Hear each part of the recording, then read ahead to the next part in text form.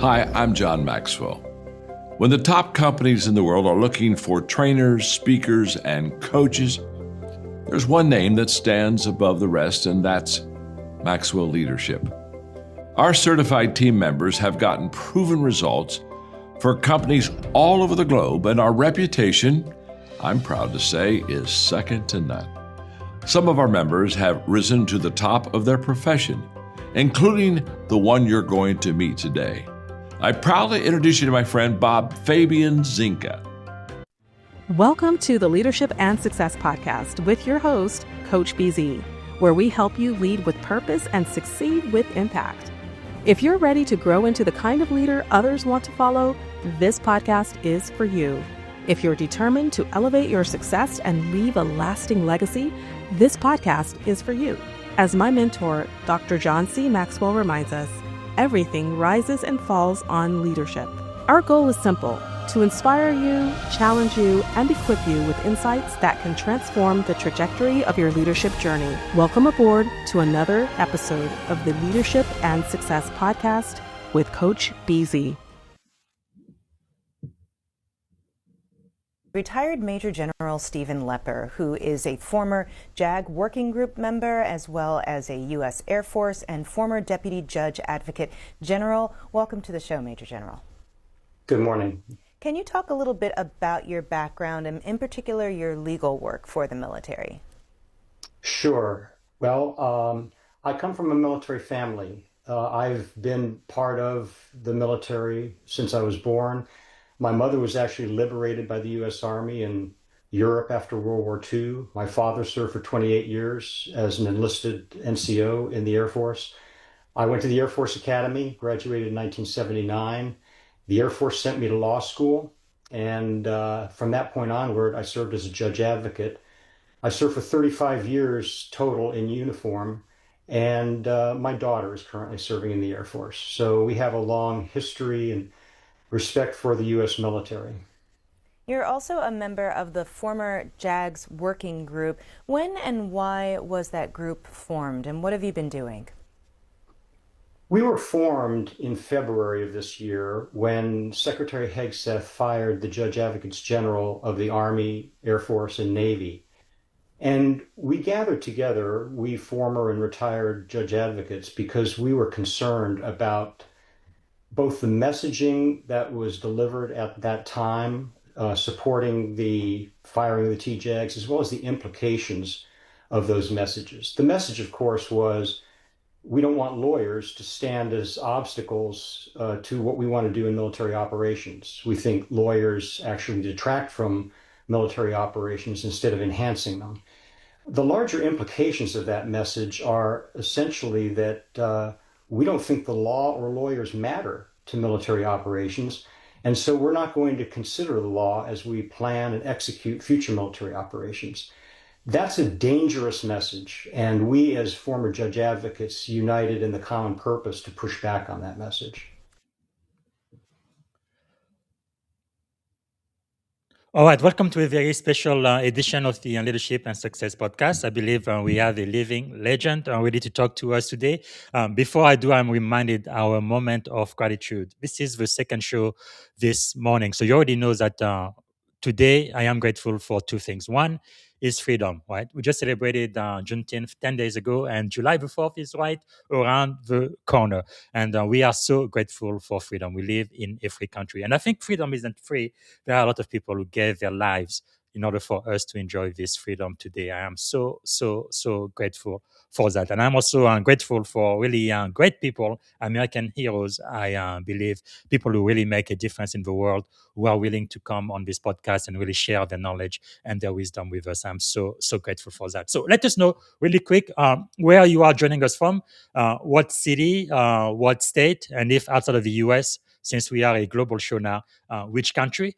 Let us know what you are grateful for today. And also if you have a question for the general, please type it in the comments. So let me see if I can properly introduce our guest today. Today we are speaking to retired Major General Steve Lepper, U.S. Air Force, former Deputy Judge Advocate General of the United States Air Force, military judge, trusted advisor to the chairman of the Joint Chiefs of Staff.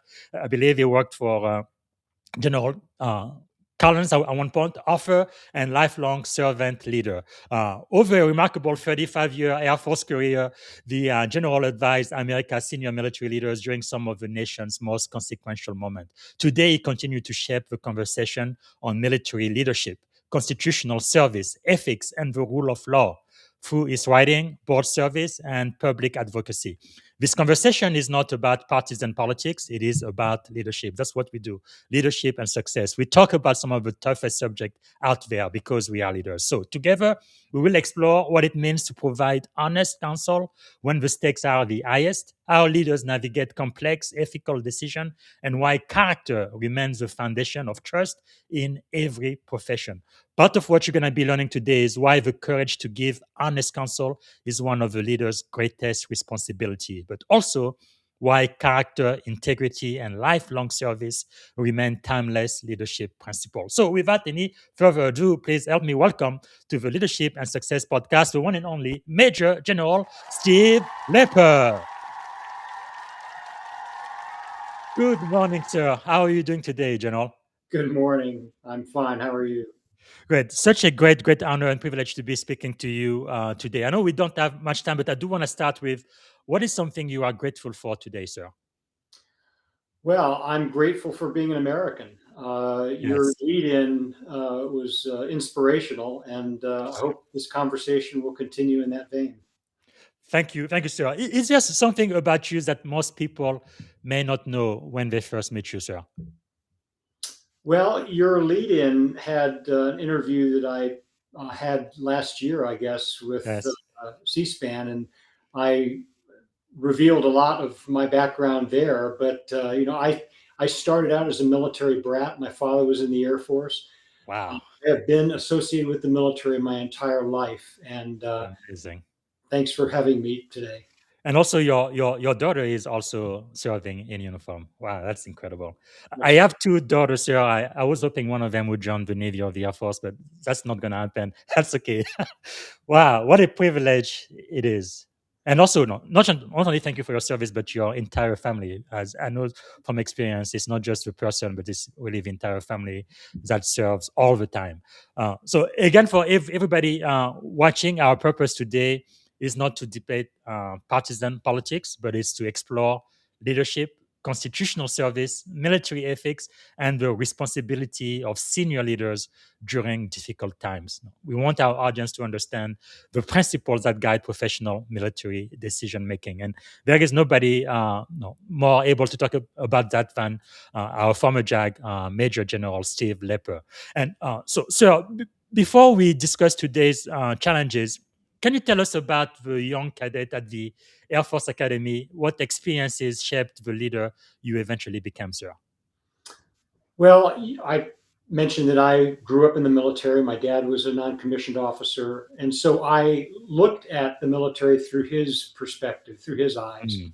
And I decided that I wanted to become an officer. I attended the Air Force Academy, and I was actually a mathematics major. Wow. Because math came easy for me. But what I found as a cadet was that the law was actually the most fascinating area of study that I was exposed to. Each service academy has a group of judge advocates who teach the law to cadets and midshipmen. And I was exposed to that early in my 4 years at the Air Force Academy. And I took every law class that I could because I was really interested. That is really fascinating. When I started thinking about joining the military, of course, I was attracted to the Navy for two reasons. One was JAG. I don't know if you remember that shows. I think it was back in the 90s. But also the movie by Tom Cruise. It's gonna come back to me. But anyway, it was like the number one Navy movie in the world. I think it's probably got more people join the Navy than any other Hollywood movie. I think. But anyway, who were some of the people, sir, who really influenced your philosophy growing up, or as you moved up the rank in the Air Force? Well, it started with my father. My father taught me respect for others and compassion. Yes. As your lead-in described, I also had an opportunity to work as a deputy legal counsel to the chairman of the Joint Chiefs of Staff. And one of the chairmen that I served in his last year as the chairman was General Colin Powell. Wow. He, for me, was a model of integrity. And then I told you that I looked at the Air Force through the lens that my father gave me as a senior NCO. I continued looking through that lens throughout my career. And during the last part of my career, I was able to work with a gentleman named Chief Master Sergeant Jeff Williams. One of the photos that you showed in the lead-in was a picture of me and Chief Williams. He was my senior paralegal manager at Air Mobility Command. And I admired the way that he was able to connect with airmen and hold them accountable.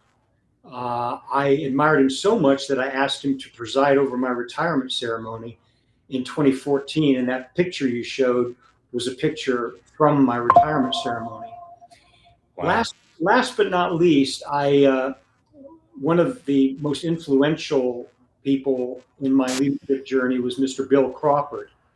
Mr. Crawford was our janitor at the Air Force Academy. Nobody noticed him. He swept our floors, he cleaned our toilets, until one day, one of my fellow cadets recognized him from a book he'd been reading about World War II. And after talking with him for a few minutes, he learned that Mr. Crawford was, in fact, retired Master Sergeant William Crawford, U.S. Army, who had been awarded the Medal of Honor for his heroism in Italy. The lesson we all learned from Mr. Crawford was humility. If a Medal of Honor recipient could clean our toilets, I was determined to lead and serve my fellow airmen. Wow. To me, Mr. Crawford was the epitome of a servant leader. Wow, that is quite something. And one thing I have noticed is for many people, they really only want to talk to the people in charge, the senior leaders and so forth, and they completely ignore people like janitor who might be at the bottom of the chain of command. But to me, I guess my mother is the one who taught me this. You have to treat everybody with dignity and respect no matter what they do. And sometimes the people you ignore might be the one who's going to be opening big doors for you in the future. You just never know. Thank you so much for reminding us that, General. And by which I must tell you, there's a lot of excitement in the live audience right now. I believe this is my mentor, Captain Rothschild. He's definitely going to have a question for you, sir. Watching to us from Cedar Pine Park in California, Southern California. We have Daniel Young from Maitland, Florida. I think it's close to Orlando. And we also have Lieutenant Commander Krista Guns-Soli. So there's going to be some question. We won't be able to take all of the questions from the audience, but we're going to take some of the question from the audience. So I think what we're talking about today is really important, especially where our country is right now. But before we start, sir, many people think that leadership is about making decisions. You've spent decades helping leaders make decisions. What's the difference? Well, making decisions is part of leadership, but I think the most important decisions leaders must make are the ones that you might not think of. Certainly, as a leader rises in rank and responsibility, the decisions he or she makes are more difficult and involve more complex and significant facts, circumstances, and consequences. But I believe the most important decisions a leader makes are the answers to questions they have to ask themselves before they assume leadership positions.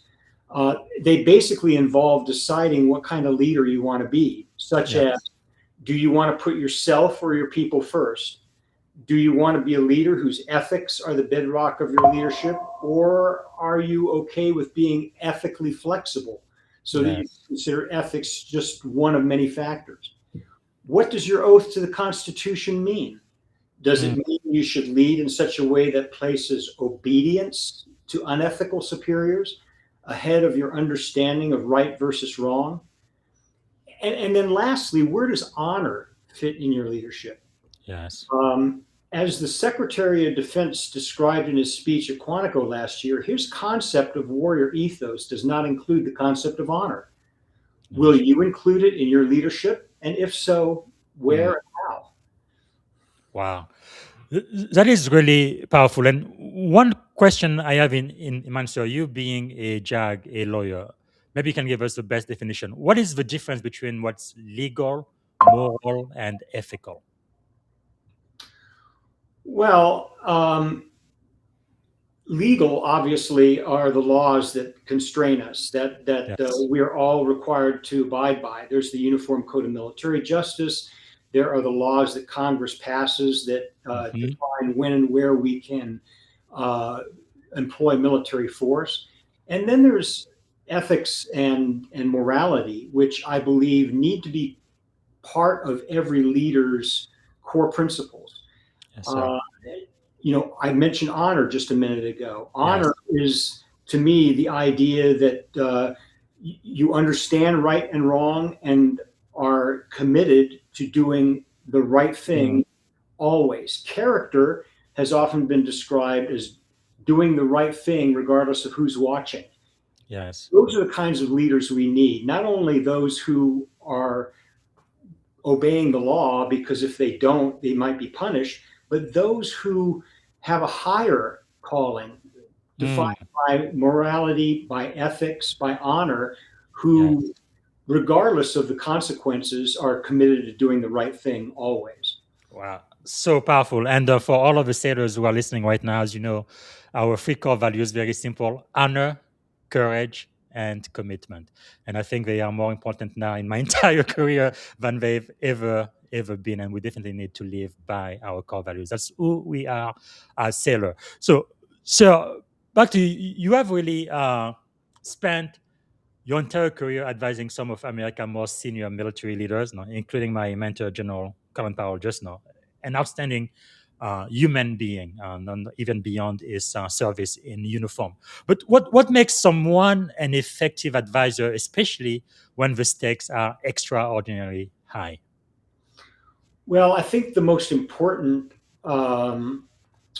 attribute that you have to have as a leader is credibility. Yes. Unless you have credibility, no one's going to listen to your advice. And credibility is built on your competence, no matter what you do. In my case, I was a lawyer. Yes. My competence as a lawyer was always a factor that bore on my credibility. My knowledge of the mission was something that bore on my credibility because if I didn't understand what our unit's objectives were, then how could I advise our commander about the law that supposedly would help us and Yes. sometimes constrain us from achieving those Mm. mission objectives? So those are the two things that I tried really, really hard to establish in my relationship with my superiors. I tried to convince them that I was always a credible source of legal advice, and I Yes. always focused on the mission so that I Mm. convinced my commander that I was just as committed to achieve it as he or she. Yes, sir. And talking about credibility, how does a leader earn credibility, especially when you have to deliver advice to the boss that they may not want to hear? Yes. Well, sometimes you do have to give your boss advice that he doesn't want to hear. But again, I think that bears on the issue of credibility. If Yes. all you are is a yes man to your boss, then I think your boss will ultimately question whether you're giving the advice he wants to hear or the advice he needs to hear. And in my experience, very fortunately, I never encountered a boss who uh, consulted me simply to hear me say yes to him. Mm. In my experience, fortunately, my bosses really wanted to know what I thought and what the law required him or her to do. Yes. Wow. So when legal advice and operational urgency appear to be in conflict, how should leaders think through those moments, sir? Well, operational urgency is obviously critical, but we have to remember that the law, contrary to what Secretary Hegseth said when he fired the Judge Advocates General of the Army and the Air Force, the law actually enhances our ability to engage the enemy, to do whatever it is we need to do on the battlefield. Yes. And I say that because what the law does is it focuses military power on those things that matter militarily, that provide us a military advantage. It tells us that we can't target schools or hospitals because, quite frankly, destroying those doesn't provide us a military advantage. What Yes. it does say is that the targets that you need to focus on, things like ammunition depots and fuel depots and communications nodes, those are the things that are going to give us military advantage. And those are the things that the law allows us to target. So my role as a JAG was to balance operational necessity and urgency with the requirements of the law. And in all the cases that I'm aware of, not only those in which I participated, but also my fellow JAGs participated, they were able to help their commanders do their jobs much more efficiently and effectively by telling them where the guardrails were. And General, there is a question we got from the audience. Actually, it was even prior to us talking today. Most of the time I get those live, but they ask, you've written extensively about the increasingly political environment the military finds itself navigating right now. Clausewitz, I remember him from JPME, famously argued that war is an extension of politics by other means. Yet our system expects the armed forces to remain non-partisan and loyal to the Constitution rather than to any political faction or a person. How do you then reconcile Clausewitz's insight with the American principle that the military must stay outside the political arena, and what risks emerge when the military begins to drift toward the political system it is meant to serve but not join? Well, I studied Clausewitz as well. I went to National War College, and I know that he said what you described, that war is an extension of politics. But I think we need to be very, very careful not to confuse politics and military missions. Our Constitution established civilian control of the military for one reason, because it establishes, civilian control of the military establishes a bridge between politics and policy. It puts civilian leaders in charge of the military because they're the ones who are connected with the political process. They're the ones who, whoever was elected, put them in those positions. And they're the ones who are supposed to represent whatever administration is in power, their policy to the military. Yes. The military, on the other hand, is then supposed to take those policies and transform them into what is necessary for the military to be able to achieve those policies. They should not be involved in the political process that resulted in the identification and installation of civilian leaders over the military. So as long as we understand that particular dynamic, we understand that not only did our founding fathers establish civilian leadership as a bridge between politics and policy, but they established the notion that the military should not be involved in politics. It's critical that every American be concerned about that, because if we start politicizing the military, what we end up doing is driving wedges between military members who may not have the same kinds of political perspectives as his or her fellow military member. We end up creating questions about whether any particular military decision is based on the desire to enhance national security or the desire to satisfy a particular leader. The bottom line is we need to be absolutely convinced that our military is serious about its oath to defend and support the Constitution of the United States and not let their loyalty to any particular political leader guide them in the way that they perform their military duties.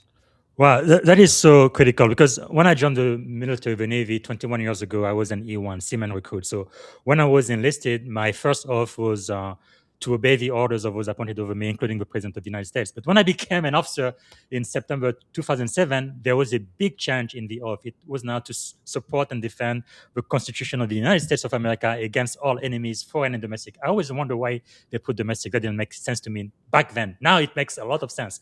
But just knowing that as an officer, especially as a senior officer now, my job is to support the constitution of this country, not a party, not even an institution. That's a really, really big difference. Why is that so critical, especially for officers, sir?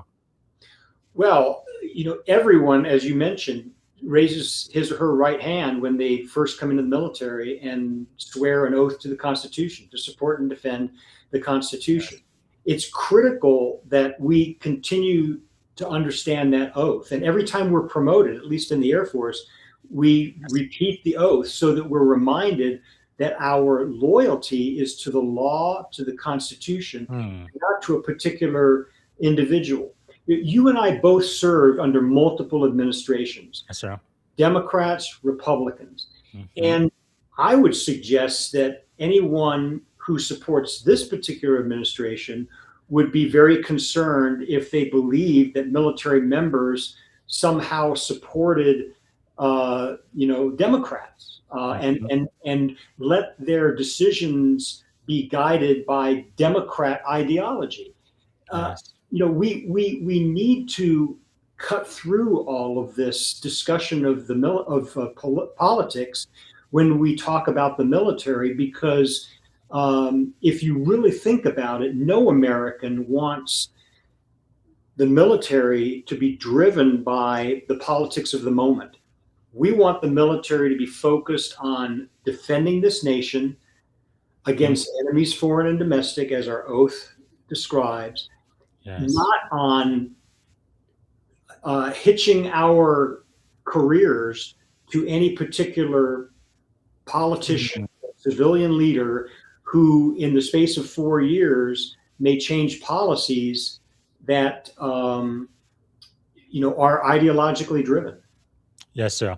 That is quite powerful, very, very clear. But I must say, I want to take one more question from the audience. By the way, I started this podcast 5 years ago. It was just me, myself, and I. Nobody was listening to me. Now I have people logging in from all across the world. So when someone sends me a question, I definitely want to make sure I acknowledge them. But before I do, and then we're going to go back to the pre-arranged question I had sent you, sir, about the rule of law and military leadership. But before I do that, I must ask, sir, so few senior officers, especially flag officers, speak up for what is right in this current environment right now. You are so courageous, and I think you are giving courage to a lot of other people like me to be able to speak up on what is right, not political, not partisan, just what is right and wrong. Where does that courage comes from, sir? You're almost like a lonely, prophet in the desert and crying out, and it looks like the trend is to just not speak, be silent, and so that you will not be attacked. I guess the real question is why do you feel the need first to speak up for what's right, and where does that courage comes from, sir? Well, there is some risk with any military retiree speaking out publicly. We who served as regular officers are still subject to the Uniform Code of Military Justice. And as we've seen from the case involving Senator Mark Kelly, Yes. there is a risk that the Department of Defense may, hold us accountable in some way by trying to either prosecute us or reduce our grade, as they're trying to do with Senator Kelly. But the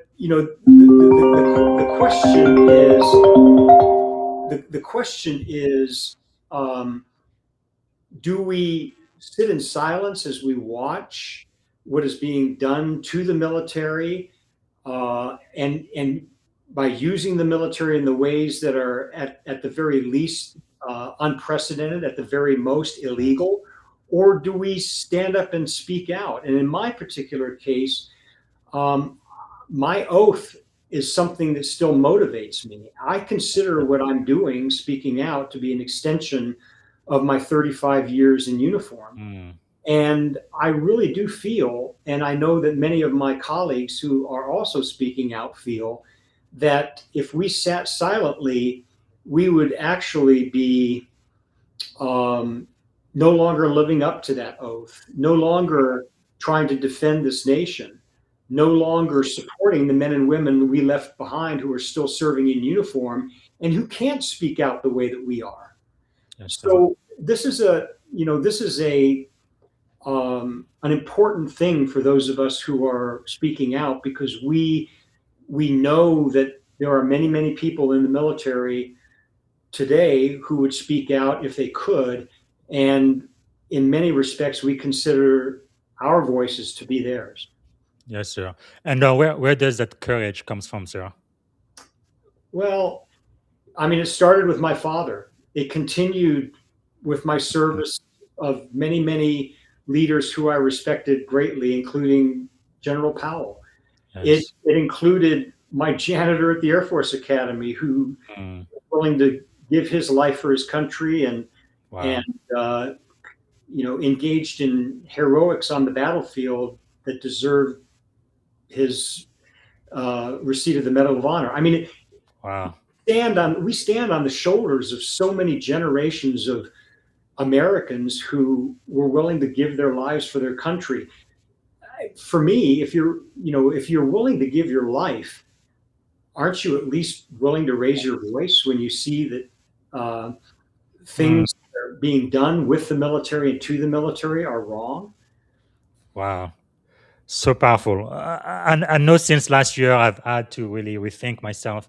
Who am I? Right? Like I said earlier, our core values as a sailor: honor, courage, commitment. Right? I am not a mercenary. I didn't join the military to make money. That is not the motivation. Is to serve a country, a greater cause. Right? I am not a criminal. I don't kill children. I don't kill girls. I don't kill innocent, right? And it really means something to be a United States sailor. Even when we go back to our sailor's creed, I am a United States sailor, and it really means something. So one of the question we got from the audience, let's say President Lincoln famously dismissed generals who failed to execute his wartime strategy.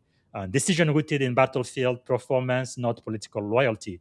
But today, some observer worries that senior officers are being removed based on perceived political alignment rather than professional competence.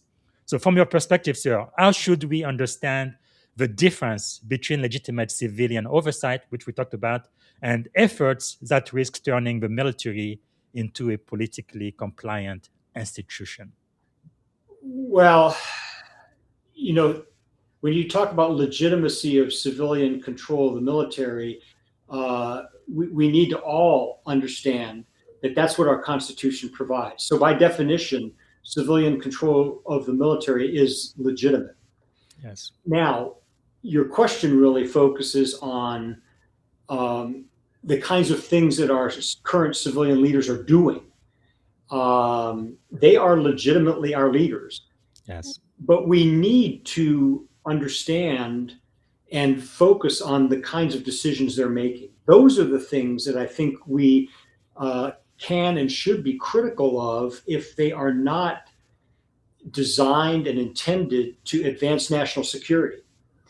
And with regard to many of the decisions that our civilian leaders are making today, I and my colleagues have spoken out criticizing those decisions, criticizing those policies, because we don't believe they are consistent with the objective that our civilian leaders should have, and that is to advance national security.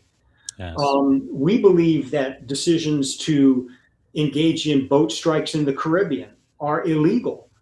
We believe that starting a war against Iran violates international law. We believe that using judge advocates to serve as prosecutors in the Department of Justice and immigration judges is a violation of the law, specifically the Posse Comitatus Act, which limits the ability of the military to be used to enforce law against civilians. So those are the kinds of decisions that our civilian leaders are making that our fellow citizens should be questioning. We should never question the idea that civilians should be in charge of the military. Hmm.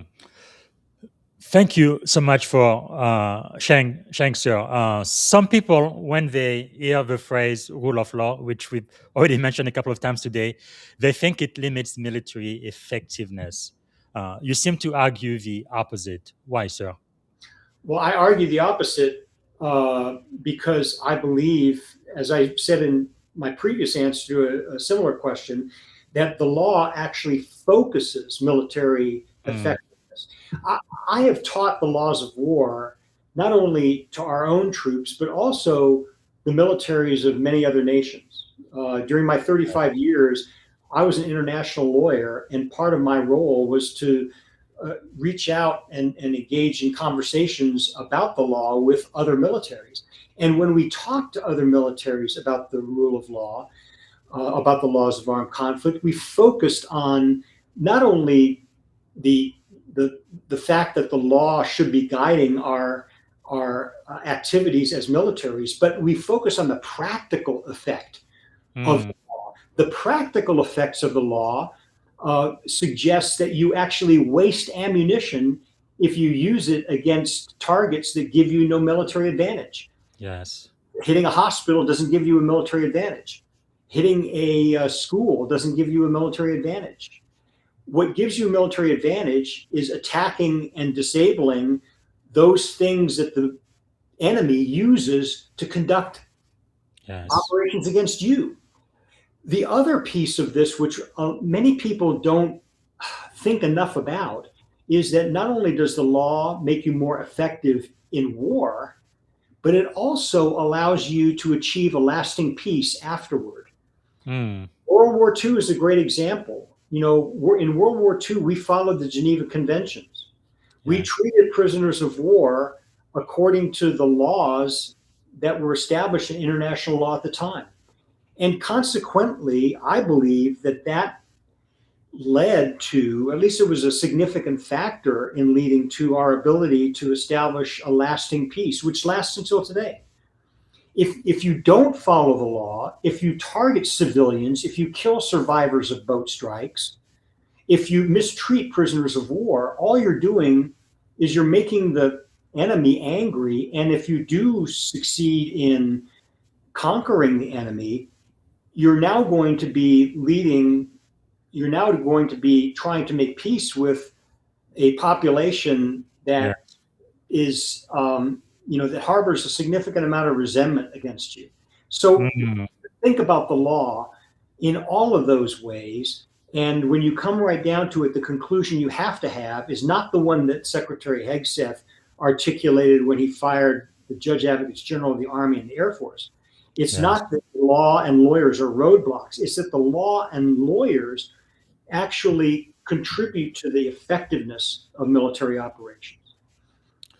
Yes, because our current Secretary of Defense, which I think is still what the Constitution says is the name of his organization, because only Congress can change that name. But anyway, one thing he did say that was very concerning to me was no quarter, no mercy, which is, I mean, I guess I'm not a lawyer, but from what I've learned coming up through the rank it's really a crime, literally. Is that not so, sir? That is like exactly. Say. Yeah, no quarter basically means no mercy. It means if they surrender, shoot them. It means if they're wounded, shoot them. It means if they're clinging to a wreckage of a boat that you've just destroyed, it means shoot them. It literally is a war crime, and it's an example that's used in the Law of War manual that the Department of Defense has used as its Bible for how to conduct military operations. Wow. That is crazy that we are at that stage today. Because the other thing I think about, sir, even if you didn't want to follow international law and all of that, is if we do it to them, they are going to do it to us. U.S. American service members are going to be murdered when they surrender, which is not acceptable. I don't think, again, I chose to serve. My wife didn't, my kids didn't, and they wouldn't want their father to be dead for surrendering when we do have human rights and all of that in place. They'd rather have me alive, be a prisoner of war, than be murdered. And Yeah. Anyway, so I guess the other question I have for you, sir, is how do we define the difference? It might be a fine line between lawful disagreement and insubordination. Well, there is. Now, we have to be really careful here when we talk about lawful disagreement. Lawful disagreement, in my view, is the disagreement that you may have with someone who is giving you orders or is asking for your advice about pursuing a particular objective militarily. Lawful disagreement is having that conversation, and then once the conversation is done, saluting smartly and obeying the orders you're given as long as those orders are lawful. Yes, sir. Lawful disagreement does not include going public with your disagreement if you continue to disagree and are given orders to the contrary. So we need to, sort of level set our definition. Insubordination is essentially showing disrespect to your superior. So you can have a disagreement with your superior and be respectful. If you have a disagreement with your superior and you're not being respectful, that's insubordination. And I think that, disagreement and respect can coexist. It underlies the whole idea of being able to agree to disagree. But we as military personnel are taught from the moment we enter the service that there are two principles that ought to guide us in our relationships with our superiors, our peers, and our subordinates. And that is candor and respect. Candor, which drives our ability to disagree when we see that the things that are being discussed may be wrong. And respect, which means that we can talk respectfully to the people who we're talking to about any particular decision. Yes. Wow. Thank you so much for making it very clear. We have another comment from Lieutenant Commander Krista Gonzoli. She says, if you are willing to give your life, aren't you willing to raise your voice? Powerful. All right. I guess the next question I have, sir, is how can military leaders provide independent legal advice while still supporting civilian control of the military as set up in our Constitution? Well, those are, again, two very, very different things. As a lawyer, my job was to give independent military advice to both my military superiors as well as to my civilian superiors. Civilian control of the military is a principle that we need to accept because that's a principle that is enshrined in our Constitution. So I talked about that earlier. Instead of asking why are civilians in charge, we should be asking what are civilians doing while they're in charge? What kinds of decisions are they making? I was able to influence those decisions as a lawyer in the military. I was able to provide that independent legal advice, which our law establishes as a principle. There is a statute. There are statutes for each military service that require judge advocates to give independent military advice and require our superiors to protect the independence of the advice that we give, protect the independence of the JAGs who give that advice. And so it's important that we continue to defend both the principle that civilians are in control as well as the principle, both of which are in law, that JAGs and the advice they give must be independent. Unless you have both, unless you have civilians who are in charge and are able to act as that bridge between politics and policy, and lawyers who define where the guardrails are within which those decisions about policy need to be constrained, then you've got, quite frankly, a situation like the one we're facing today, where you've got policies and orders that are being promulgated and given that, like I said, at the very least, employ our military in very unprecedented ways, and at the very most, require them to do things that are illegal. Wow.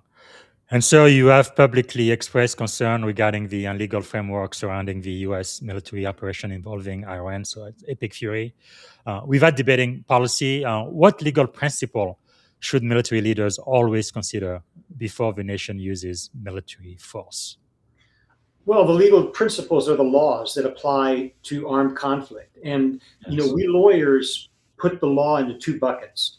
We've got what we call jus ad bellum, which is a legal, or is a Latin term, meaning the law that defines how you get into war in the first place. And then you've got the jus in bello, which is the law that constrains operations in war. That's the law of armed conflict. In the first bucket, you've got international law and domestic law that defines when any country, and in the case of US law, when the United States can actually enter into armed hostilities. We have argued, we former JAGs, that the requirements of international law and domestic law have not been satisfied by our operations in Iran. When you look at international law, there are only two ways that international law allows states, nations to engage in armed conflict. And these are two principles that were established by the United States and our allies after World War II. They're enshrined in the UN Charter, and they are: one, self-defense, and two, if the Security Council authorizes it. In the case of Iran, we did not have a situation where we could legitimately say that we were defending ourselves against an armed attack, even though one of our reasons for going to war was to neutralize the Iranian nuclear capability.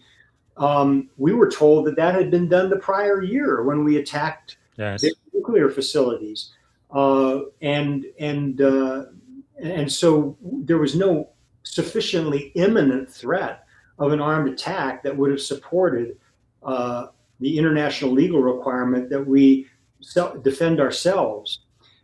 There certainly, we did not take this issue to the Security Council to seek Security Council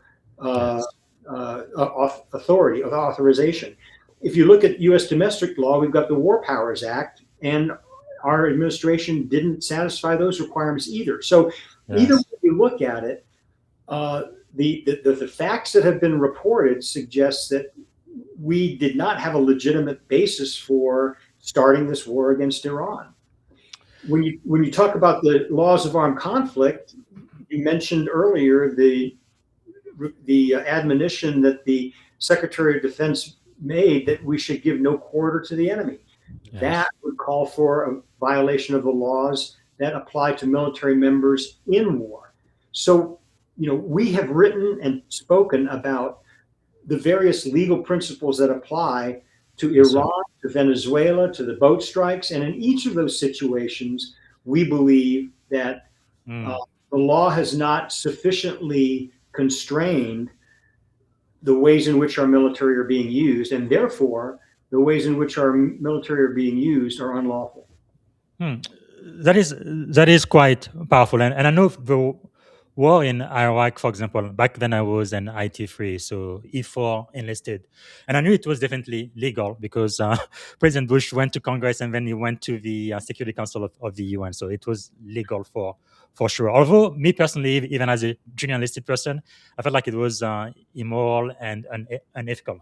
Thank God for me, when I was sent to Iraq, that's when I was selected to become an officer. Therefore, my order were canceled because I was now instant Zinga, not IT3 Zinga. However, if I was forced to go, which is, you join the military because you want to join the fight. I had no problem with Afghanistan, but I definitely had some issues with Iraq, and we ended up not finding those weapons of mass destruction after all. But I guess as a sailor or as a service member, you could use the conscientious objector, right? If you feel like you are being ordered to go to a conflict that you absolutely do not agree with as far as your faith or your conscience. Is that correct, sir?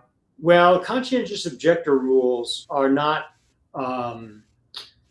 war specific. To be a conscientious objector, you need to be opposed to all war. Oh, okay. Not just the one you're being asked to participate in. Okay.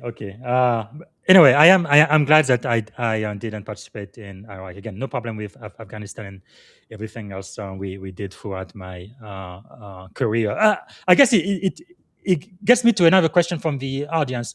Lieutenant Commander Krista Gansley asked, Major General Lepper, how can service members have confidence in the military equal opportunity system when an organization has no functioning MEO program, effectively leaving them without the administrative avenue for redress Congress intended? When even a congressional inquiry, an inspector general complaint, or an Article 138 complaint fail to provide meaningful relief, what accountability should exist? Could you talk to that, sir? Great question. And I think the short answer is that you can't have confidence in the MEO process because, quite frankly, as your questioner points out, it's been decimated by this administration. I mean, we have seen women not being promoted to flag and general officer. We've seen Black officers not being promoted to flag and general officer, and both women and men who are senior officers being fired. I mean, in the first salvo that fired the Judge Advocates General of the Air Force and the Army, we saw General C.Q. Brown, the chairman of the Joint Chiefs of Staff, a Black officer, fired. We saw Admiral Lisa Franchetti, the chief of naval operations, fired. And those acts send messages, as does the Secretary of Defense's threats to remove women from combat roles. All of these things, I believe, have created significant morale problems among the women and minority officers who continue to serve, and send a message not only to them, but their fellow service members that, if you're a woman or if you're a Black officer,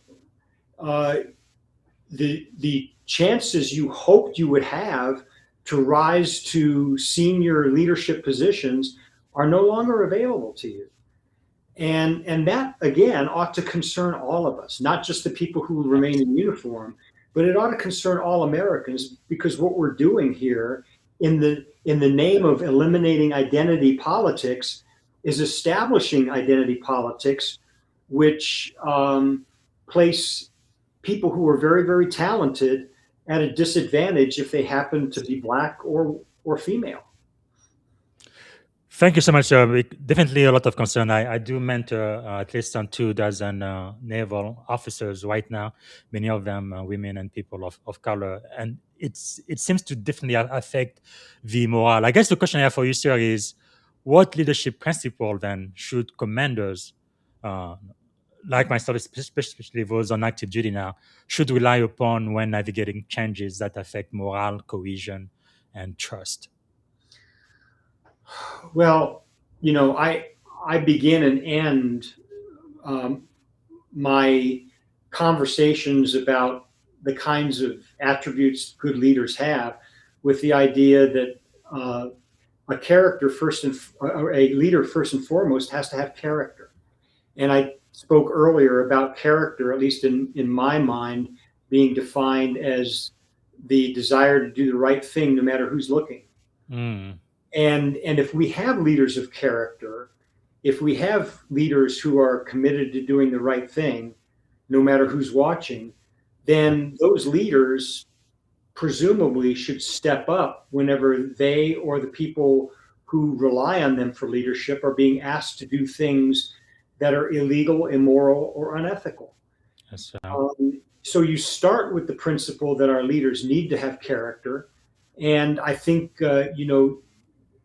consistent with that, you've also got the principles of integrity, telling the truth to the people who depend on them for leadership, humility. I mentioned Mr. Crawford, our janitor, who taught us humility.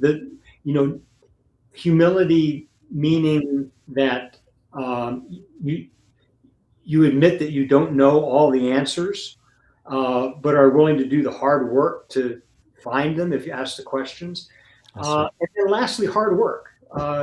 That's a characteristic that we need to continue to rely on our military leaders to provide. And I don't doubt that any of them lack all four of those characteristics. Yes, sir. The only thing that continues to give me hope is that the leaders who I left behind when I hung up my uniform 12 years ago continue to have the character, integrity, humility, and capacity for hard work that the leaders who I served with had when I served in the military. Thank you so much, sir. As we wind this interview down, I want to speak a little bit about future leaders, right? Especially many of the junior officers I currently mentor. I guess one question, sir, if you could sit down with every newly commissioned officer in this current environment, what advice would you give them? Well, I would encourage them to remember why they joined the military. In my case, I joined because I wanted to follow in my father's footsteps, to defend my country and serve my fellow Americans. Yes. The uniform meant a lot to me. It not only represented the sacrifices, courage, and honor of generations of airmen who preceded me, but it commanded the respect of everyone around me. So what I would do is I would encourage today's junior and field grade officers to ask themselves if that's what the uniform in their military service means to them today. And if it does, that's great. If it doesn't, if they feel that their brass has been tarnished and their uniforms have been sullied by the dishonorable behavior of their leaders, then they should stand up, adjust their uniforms, and fight to restore their honor, reclaim their pride, and re-earn the respect and confidence of their fellow Americans. Now, I know that that's a lot to ask, but just as our predecessors sacrificed everything for our freedom, were willing to give their lives for our freedom. Yes. I don't think that it is too much to ask for them to be willing to do likewise now that we're facing these moments where we were at a crossroads. We're at a crossroads where our civilian leaders are, in many cases, being are asking the military to do things that are immoral, illegal, or unethical, the folks in uniform right now are faced with the very, very difficult decision to make. Do they disobey unlawful orders, or do they obey them? And quite frankly, that is a question that none of us can answer. Only they can answer, because they're the ones who will suffer the consequences if they push back. And one of the reasons I'm raising my voice is so they don't have to. Yes. Because this is a very, very difficult position that they've been placed in, and it's very, very difficult for them to not have the courage, because I think all of them do have the courage, but the ability to push back on the policies that have been promulgated and the orders that have been given by this administration. We all need to understand how difficult a position we have put our military in, and the moral injury that I think is being inflicted today, and that we as a country need to be committed to fixing after the dust settles. Wow, thank you so much, sir. I know we are quickly running out of time. I'd like to close with what we call here the goal segment. G is for goal. What kind of military leadership culture do you hope America has 20 years from now? Well, I hope we can return to a concept of warrior that includes the concept of honor. Yes. Those concepts seem to be mutually exclusive for this Secretary of Defense, but I spent 35 years in uniform working and aspiring to be an airman who possesses both. Yes, sir. And in GO, so the R stands for reality. What do you believe is the greatest challenge facing today's officer corps? Well, our officers know right from wrong and have taken an oath to the Constitution that requires them to always do the right thing. Today, however, we're witnessing leaders, both civilian and military, who are actively engaged in doing the wrong things. The boat strikes, leaders advocating commission of war crimes, leaders ordering war crimes, the politicization of the military, the use of the military to regulate the conduct of our fellow Americans, and on and on and on. Yes. Those are all putting tremendous pressure on our troops. The greatest challenges our officer corps faces today are to understand their duty, uphold their oaths, and lead their troops to do the right thing despite the outrageous acts they're witnessing and being ordered to perform. Yes, and then the O is for options. If you were mentoring today's captain, major, lieutenant commanders, and commanders, sir, where would you encourage them to focus? Well, again, I go back to encouraging them to remember why they joined the military and renew for themselves and for the people who rely on them for leadership Yes. the reasons why they joined, presumably to serve our nation, to defend our nation, and to do the right thing regardless of who's looking. Yes, sir. And finally, grow is W. That's will. What is one commitment every leader listening today can make before tomorrow morning? Well, I mentioned General Colin Powell, who I had the honor to work for in his last year as the chairman of the Joint Chiefs of Staff. He had 13 rules that he lived by, one of which, the 13th, quite frankly, is that, quote, perpetual optimism is a force multiplier. Yes. Every day I wake up and recommit to making a positive difference in the lives of everyone around me. And if our leaders, the leaders who truly care about the people they lead and the people they've sworn an oath to protect, remain optimistic and committed to excellence despite the enormous challenges they face, I believe we'll overcome those challenges, fix the damage that's been done, and emerge even stronger than we were. Well, General Lepper, thank you so much for your time. Really, really do appreciate that on this podcast. If I can ask one last question before we close, sir. You've spent a lifetime defending not only America's security, but also the legal and ethical foundation upon which that security rests. When history remembers your career, what do you hope it says about the kind of leader and servant you were, sir?